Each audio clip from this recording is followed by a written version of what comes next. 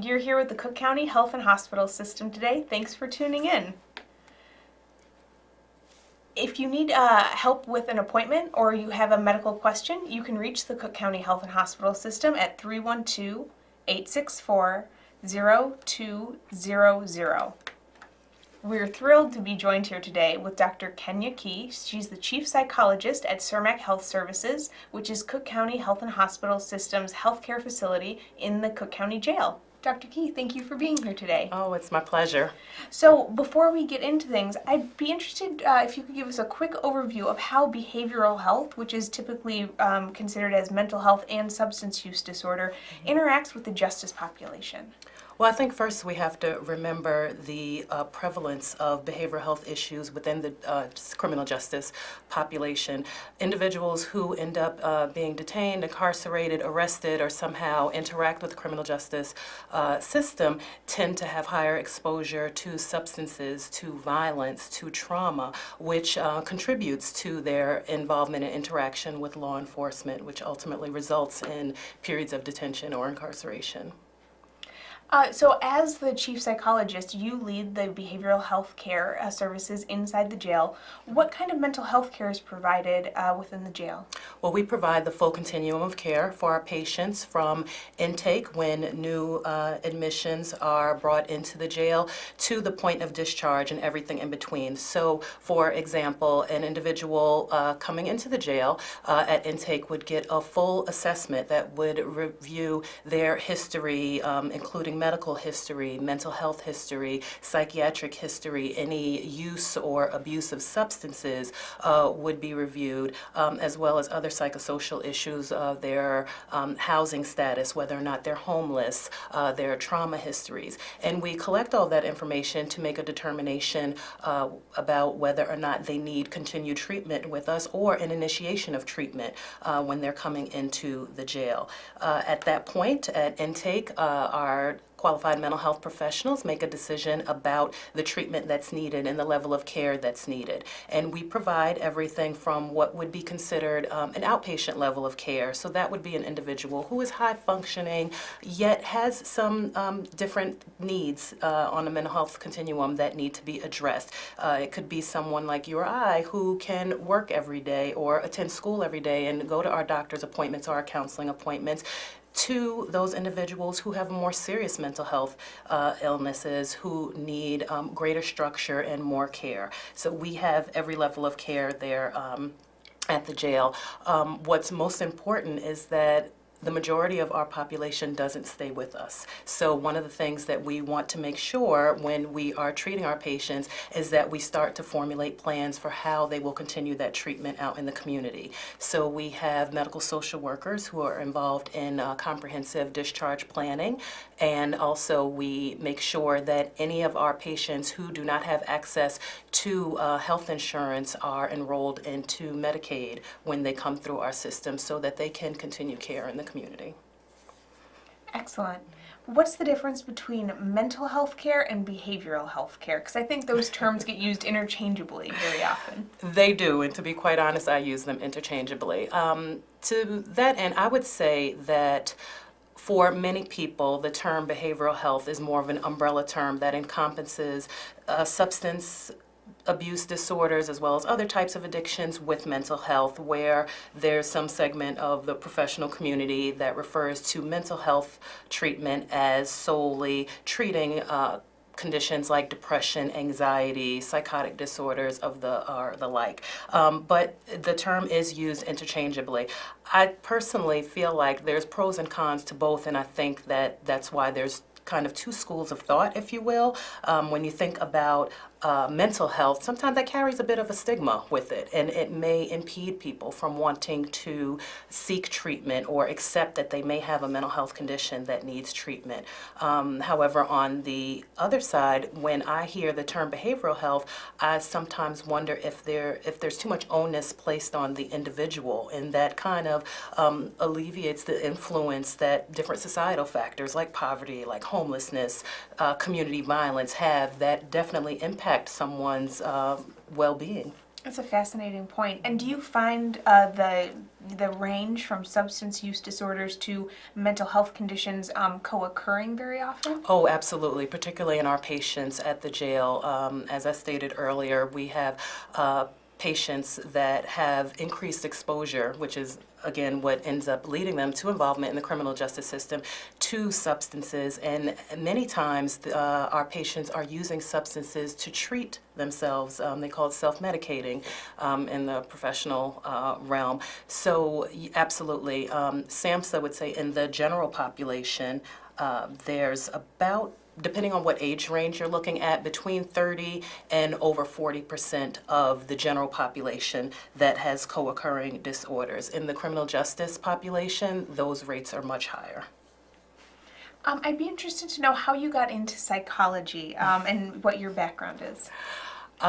Psychology. Wow, I actually started college pre-med, and for the first time in my life, did not like school. I always kind of fancied myself a little bit of a nerd, but I took an elective psychology course at Northwestern and was absolutely fascinated with the content, and then and there during my sophomore year changed my major and started taking the required courses for psychology. Went on to get my master's and doctorate degree, and actually ended up in correctional mental health by accident. So my intention was to become a sports psychologist because I'm also a college athlete. And I matched an internship at Cermak Health Services back in 2003 and walked into the jail, and I'd like to say I kind of never walked out and professionally grew up in the jail. Fantastic. Oh, and it looks like we have a caller. All right, caller, please go ahead with your question. Yes, and good evening, young ladies. How y'all doing? A quick evening. question I got. Well, for substance abuse, there's even people that have mental problems also that is a dual diagnosis, but how about the ones that's strictly mental? Do you think sometimes do that fit the crime for them to be locked up?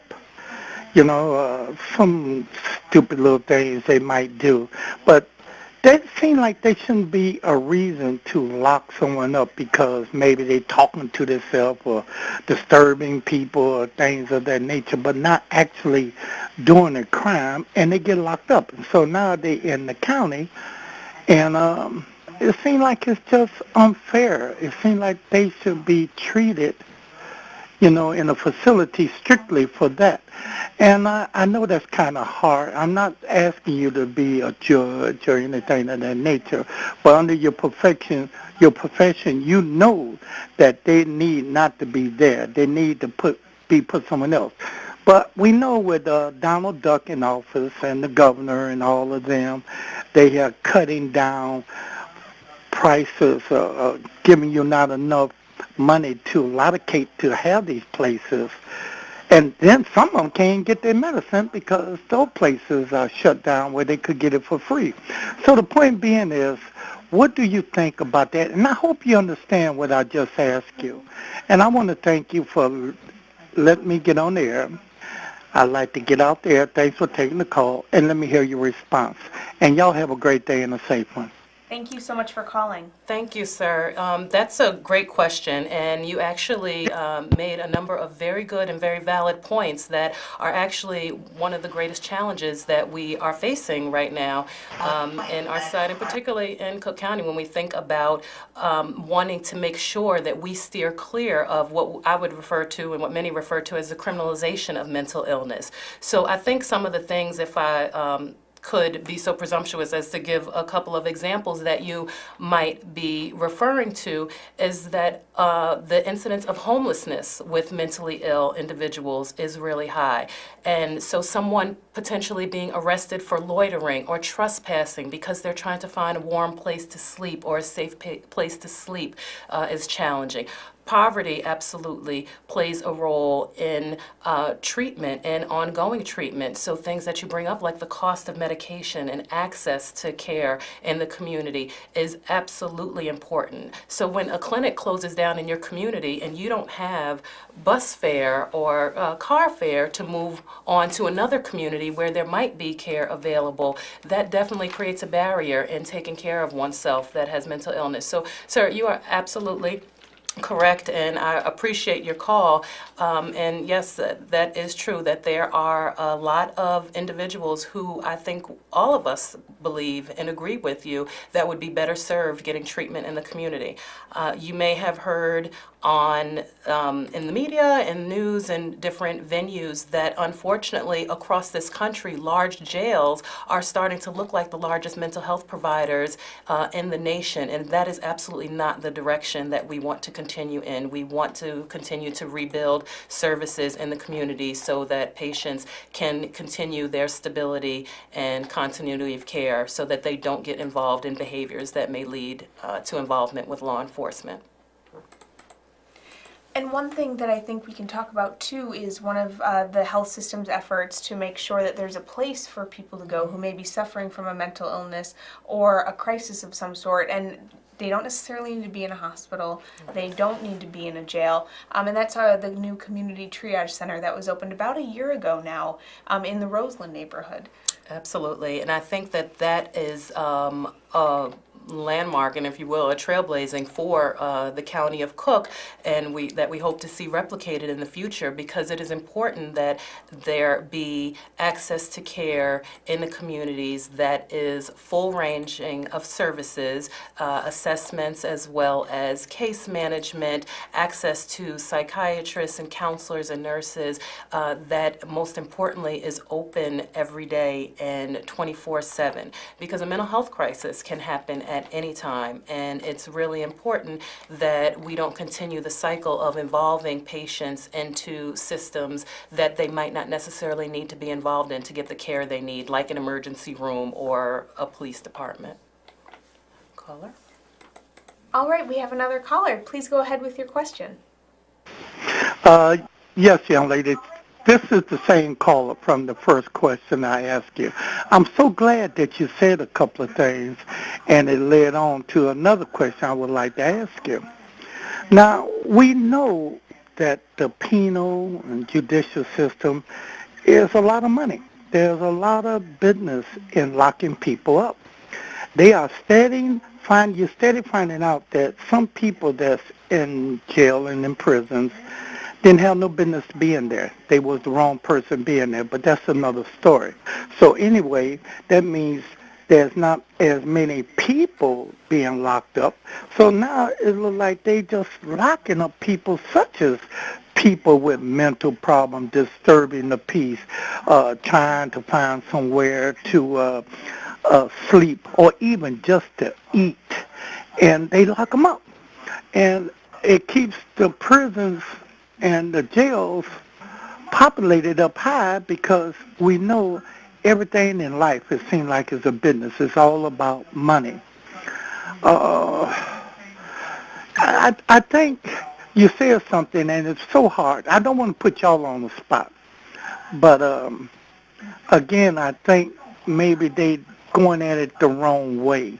I think it should be something on the ballot that people could vote on, to say, let's not lock these people up. Let's have a real reason to be able to lock a person up. I don't advocate a reefer, smoking a joint, a person being locked up for one joint, or a person that's standing on the corner talking to himself and, don't know his name from Adam and Eve. And there's, like I say, there's people that's also is addicted to things, but they have serious mental problems.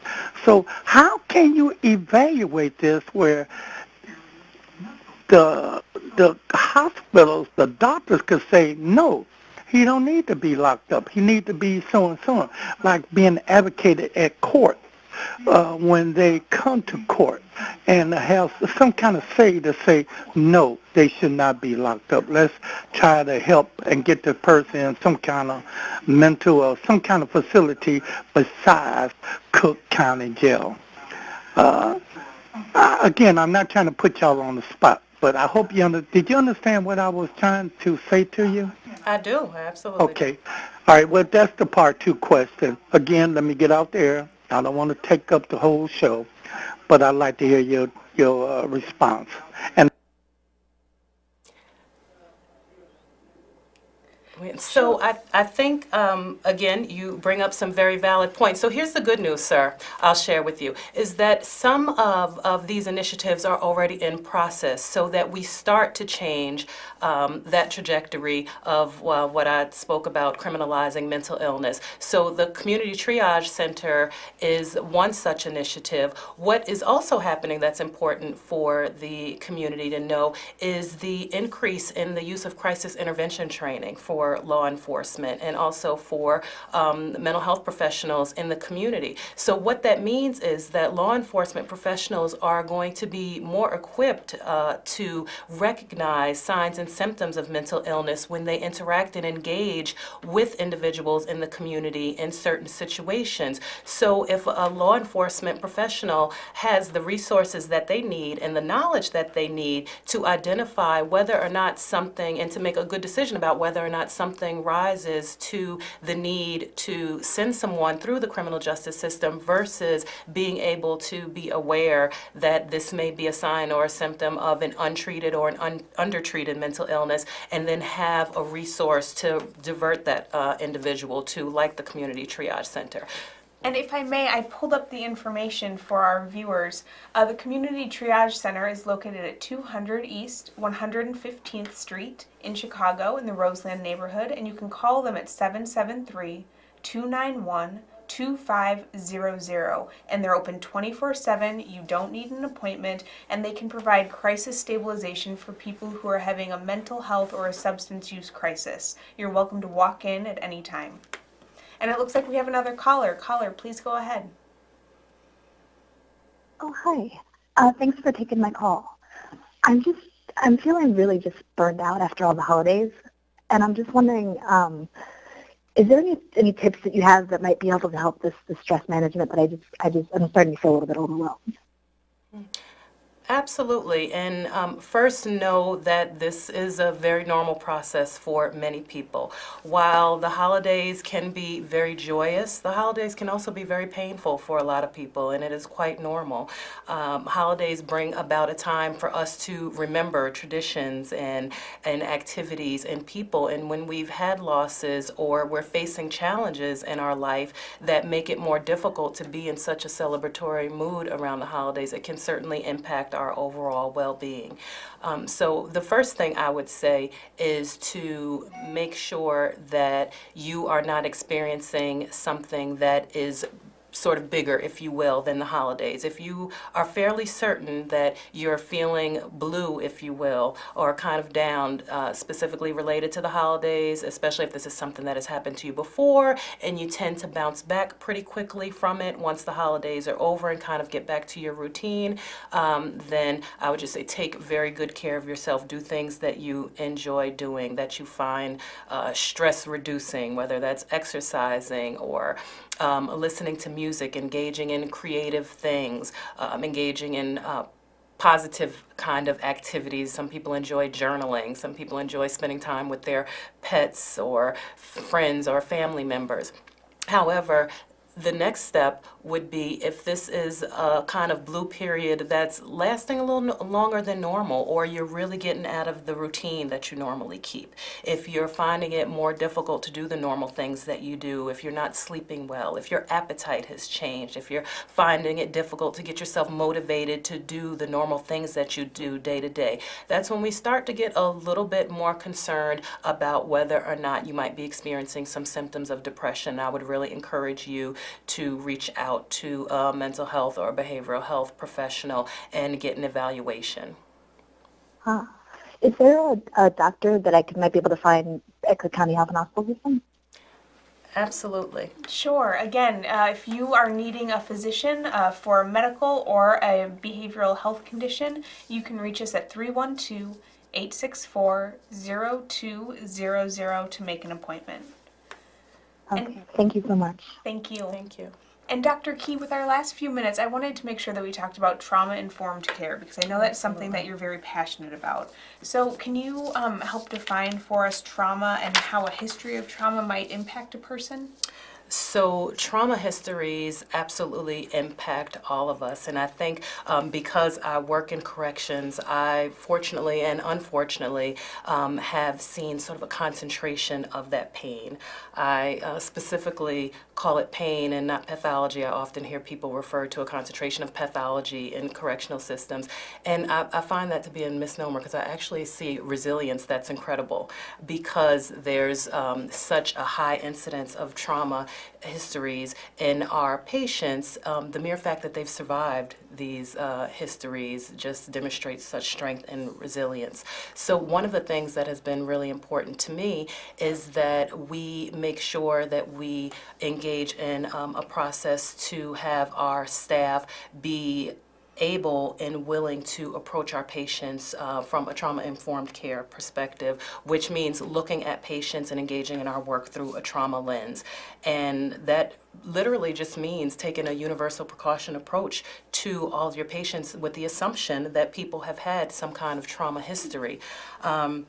Way back when, very quickly, there was a huge study called the ACEs study that looked at 10 domains of trauma experiences, physical trauma, sexual trauma, emotional abuse, verbal abuse, 10 things. And out of that study of over 17,000 people, it was done at Kaiser Permanente, they determined that there were long-lasting effects on a physical health level, on an emotional health level, and even on life expectancy, as well as academic achievement, vocational attainment, for people who have had incidences of trauma. In fact, for those folks who have had at least 6 out of the 10 ACE scores, they call them, have a 20-year decreased life expectancy. So the impact of trauma is absolutely huge for all areas of our life, and it's particularly important in our environment and corrections. How does that play into someone's mental health outcomes? Oh, it plays into outcomes significantly from assessment through treatment. What we find and what more and more research is starting to point to, which is extremely important, is that many diagnoses or many behaviors that we see are actually related to trauma reactions rather than what the assumed issue may be. We see this a lot in children who act out and have behavioral problems and might be diagnosed with a number of things. When it's kind of whittled down and you see what their history is like, you might start to kind of reframe what that child looks like, and instead of labeling or mislabeling them with a diagnosis, really be able to appreciate the trauma history, how they've adapted to those experiences, whether those adaptations have been maladaptive or positive, and what that looks like, and then turns into various mental health conditions. And so what does that mean for physicians or healthcare providers when they're taking a trauma-informed care approach to their patient? What does that look like? Well, I think what it should look like is for physicians and medical providers to take this holistic approach and understanding that trauma histories are absolutely related to physical health outcomes as well. I think there's higher incidences of COPD as it relates to smoking, higher incidences of substance abuse, of heart disease because of trauma histories and trauma-related reactions. I'm reminded of the Healing Hurt People program at the hospital right now that is a prime example of this, in that you're looking at a physical health outcome, in this case gunshot victims, and looking at how trauma is related to that. And by treating the trauma, you are actually interrupting that cycle of violence that can lead to continued physical health, in this case gunshots, outcomes. So I think it's universally important for medical providers, for behavioral health providers, just across the board. Excellent. Well, Dr. Key, thank you so much for taking the time to be with us today, and Oh, thank you to all our callers. Thank you. Again, this is the Cook County Health and Hospital System, and we'll see you next month.